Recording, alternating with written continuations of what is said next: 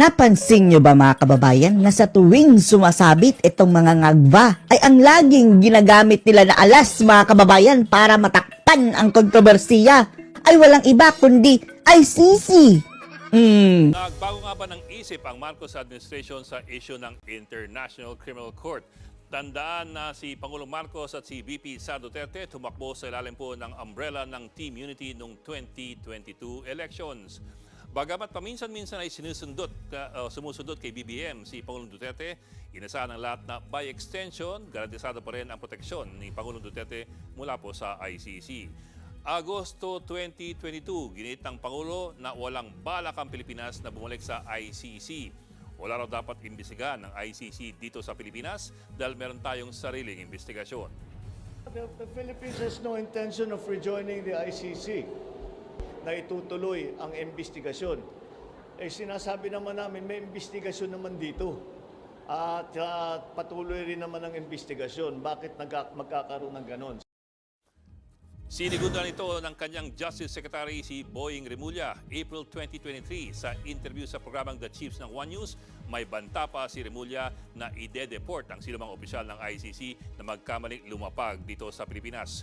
Kung sakali raw, baka kasuhan pa sila ng pamahalaan ng usurpation of authority, isa pong criminal case.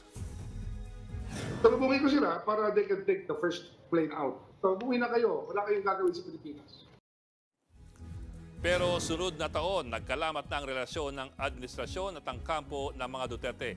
Mula kudeta sa Kongreso, tawagan ng tambalos-los hanggang sa pagtanggal ng confidential funds ng Vice Presidente, lahat po yan bahagi ng nagbagong kulay ng politika dito sa Pilipinas.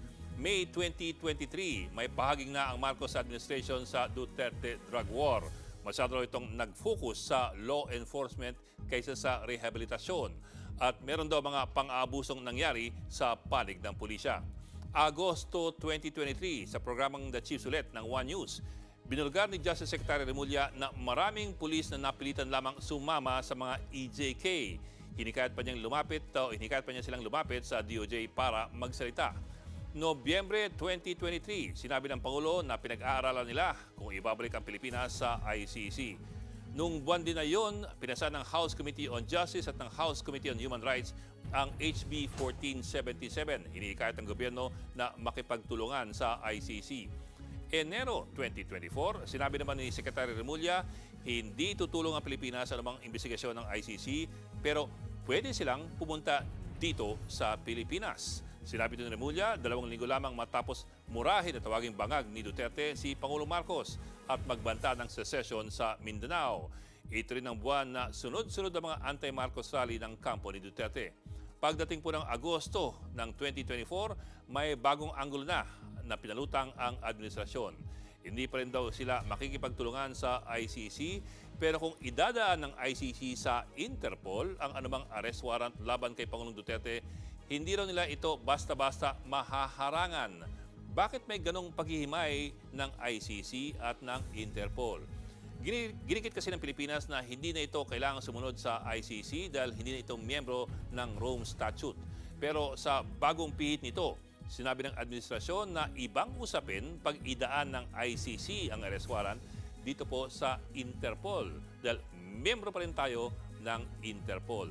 Tandaan po na walang police powers of arrest ang Interpol o kahit ang ICC. Coordination lamang ginagawa nito sa mga local police forces. Kumbaga, kung meron mang arrest warrant na idadaan sa Interpol, hihilingin ng Interpol sa Pilipinas na ito mismo ang humuli sa isang suspect. So PNP or NBI po ang gagawa niyan. At ngayong Biyernes, ang Malacanang mismo nagsabi o ang gumalaw ng baso.